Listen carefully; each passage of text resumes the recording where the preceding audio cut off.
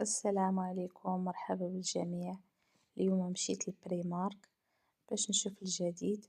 لقيت بزاف ديال الحوايج بأثمنة مناسبة، قلت نشاركها معكم. وكذلك جابوا الجديد في حوايج ديال الشتا، وغادي نشارك معكم اليوم بعض الاشياء اللي زعما صراحة عجبتني. وكذلك كاين تخفيضات بحال هاد القميجة اللي لها 10 اورو، كتجي زوينة، الالوان ديالها غزالين.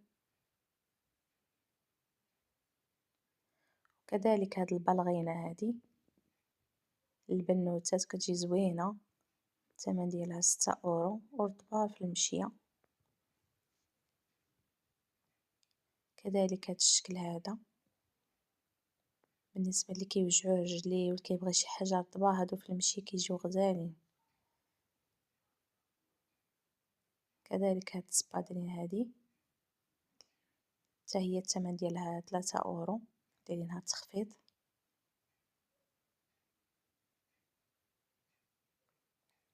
وجابوا الجديد في هاد ميني بوت، هاد البوطاس هادو غزالين، الأثمنة ديالهم كذلك مناسبة وفيهم ألوان غزالة.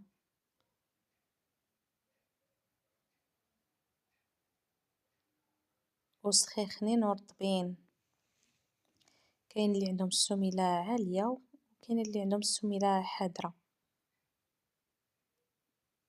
هادو الثمن ديالهم 9 اورو وتيجيو سخاخنين، ما طالعينش بزاف، ولكن الشكل ديالهم كيجي زوين.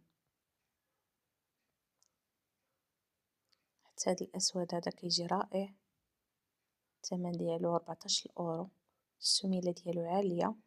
كذلك هاد السنيدلات تيجيو سخاخنين في فصل الشتاء، فيهم الوان رائعة، ونتمنى يكون عجبكم الفيديو.